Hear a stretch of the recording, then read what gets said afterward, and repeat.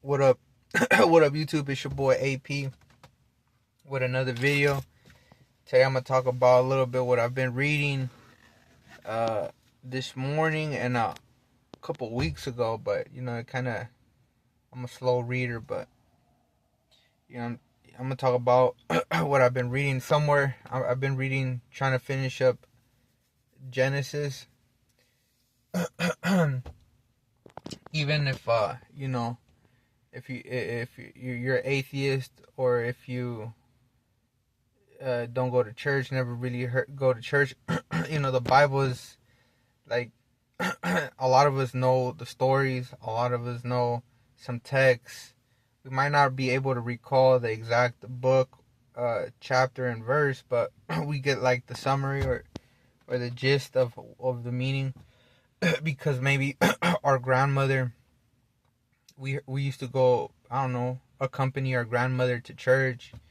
We used to probably, our parents, uh, during movies, music references, they're everywhere.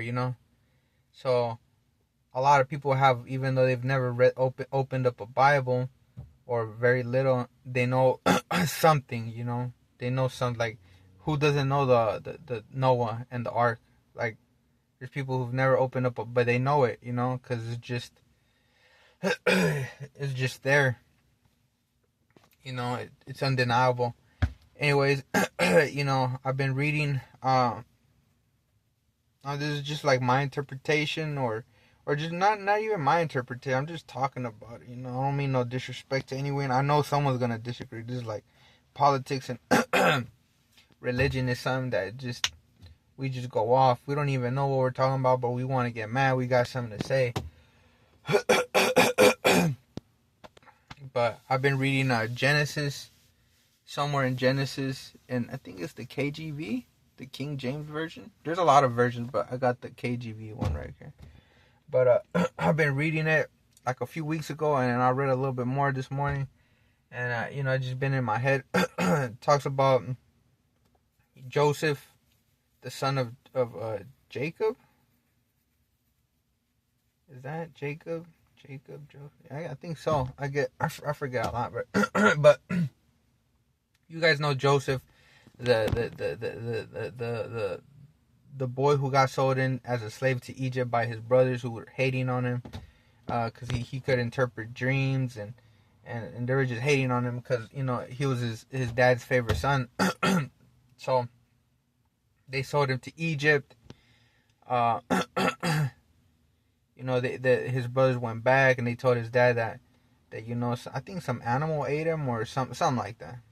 He died. And he went. Joseph went into Egypt, and I think somehow he ended up being bought by like a Potiphar. I don't know if I'm saying his name, Potiphar. He was like a guard for the Pharaoh of Egypt at that time. Egypt, I think back then, was like the United States is a superpower, or like England back then, or Greece or Rome.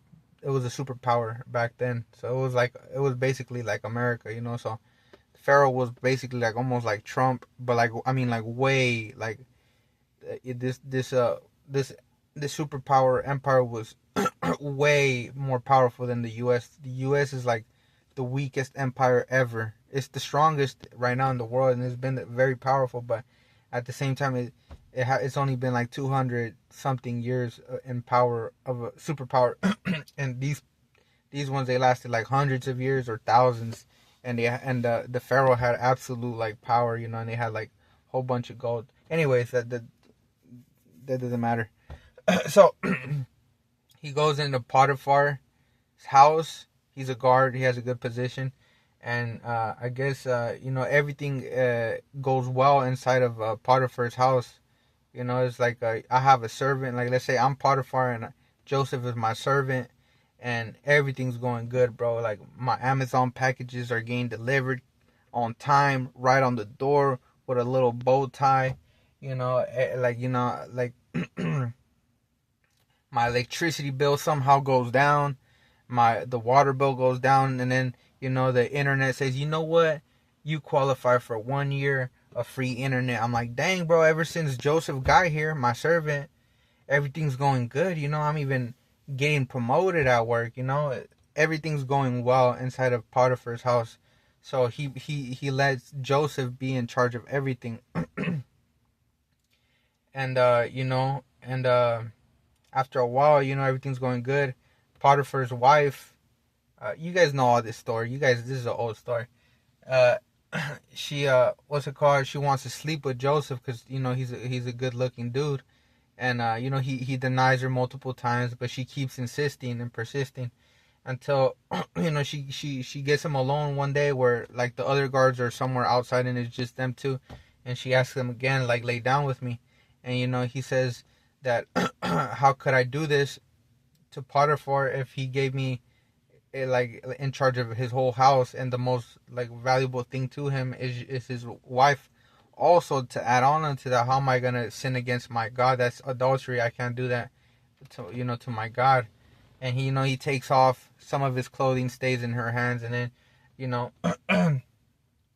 just like today, she the Potiphar's wife screams out saying that he tried to disrespect me, and just bit the truth, biting the truth, and everyone believing her, not even investigating her, like, but so the Potiphar grabs Joseph, throws him in jail, and Joseph's like, man, I can't believe nothing but bad luck. I get sold into slavery by my own brother, bro. Like, imagine that, bro. Like, your own brothers betray you, like, into slave, like they sell you into slavery. What how would you feel? I thought about that, like, man, that's anyways. And then he's in jail, and he's like, man, everything's going terrible.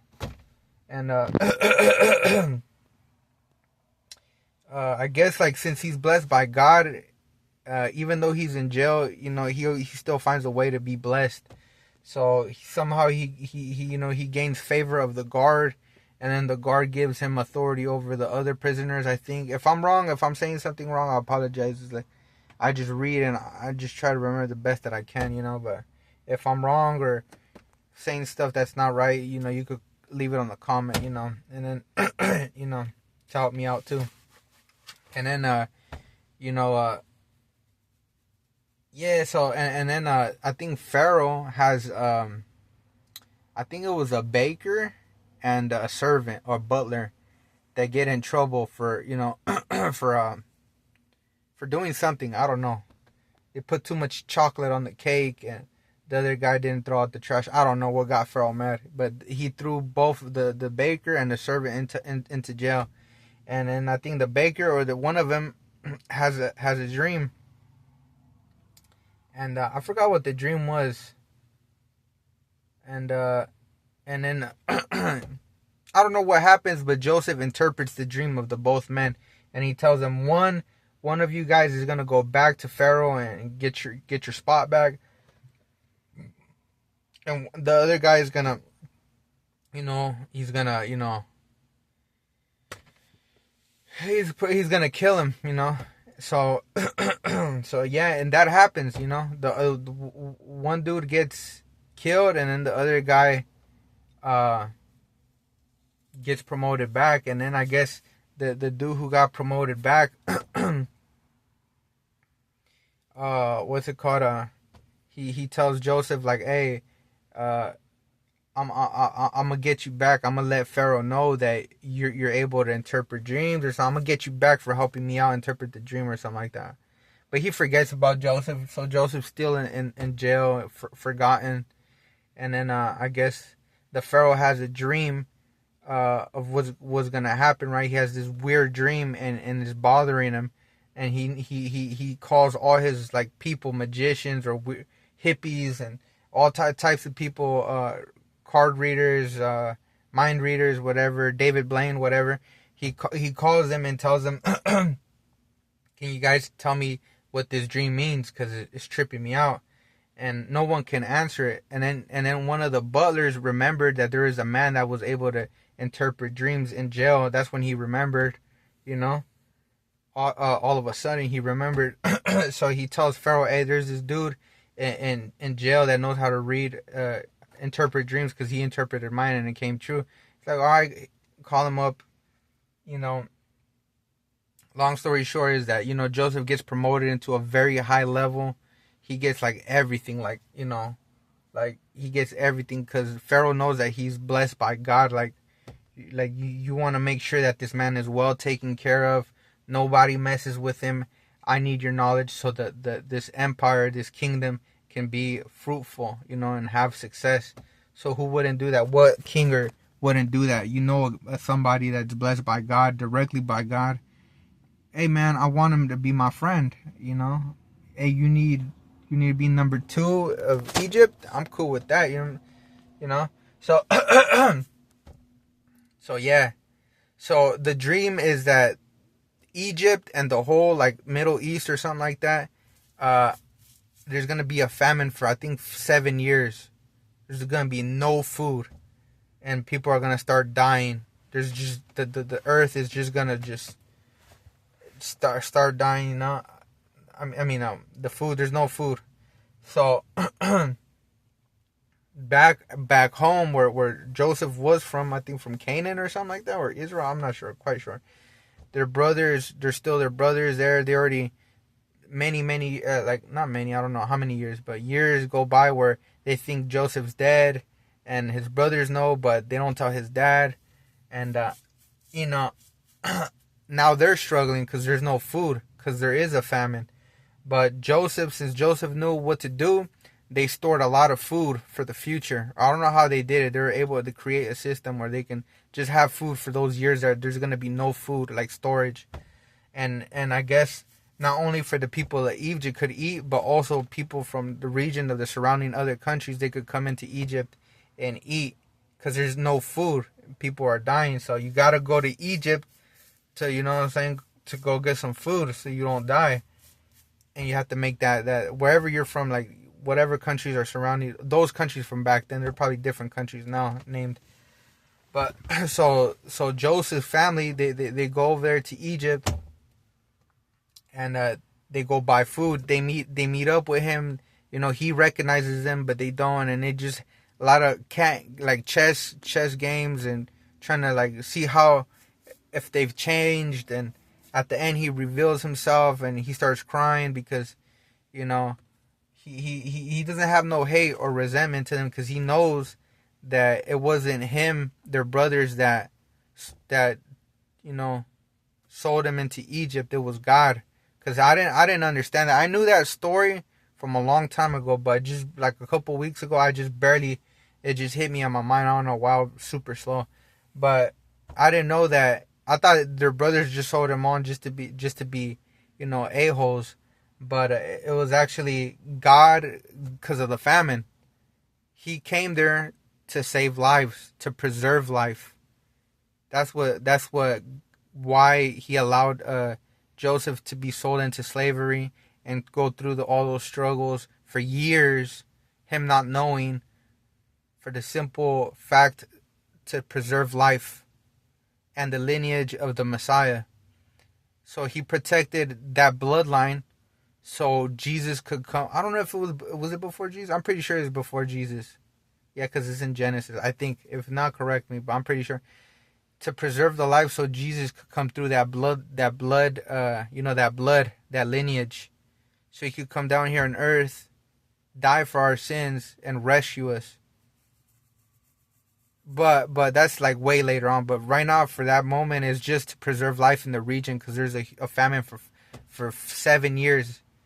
And so at the end, Joseph brings back his whole family to Egypt, because they're balling out there in Egypt. They got endless food. They're probably drinking out of gold cups. It's all good in Egypt. But yeah, I didn't know that. But that's crazy how, God's patience, and how we don't understand. Sometimes we feel like we're going through like nothing but like just everything's going bad for us, but we don't understand it. Just like how kids, we don't understand why we're getting whooped when we steal something. You steal something, you're getting whooped by your parents, but we don't understand why. now when you grow up, you're like, it just leads into a path, like I didn't understand why my parents did this as a kid, but now I understand. You know, you didn't understand why your parents or your mom or your dad were fighting, having issues. You didn't understand that. But now that you're a grown man and you have a wife, your own woman, or the woman has her own man, you're like, now I understand what my dad and my mom meant. They were telling me things I didn't understand. So that's how God is, he's just a mastermind, he just plans and knows what's going to happen years ahead and knows. It's just crazy, that just the patience that he has and just how he's able just to manipulate things for the good of for you or his will, even if it's you're suffering, you need it in order to get from this place to having, like, preserving life or having success or learning a lesson. But yeah, that's about it. I'm just amazed at the patience and how years, what God knows what's gonna happen, but he sells you into slavery and he pulls you through this whole maze to get you to be a very a top person a top person in Egypt to preserve life for many countries around the famine, to preserve life. But anyways, and he gets to see his dad too. So that's he gets to see his dad, and his dad says, I'm gonna go down to Egypt to see my son because I know he's alive after all these years before I die. So that's that's another one right there. But yeah, that was my video for tonight. Hope you guys enjoy it, and I'll see you guys with the next one. Ciao.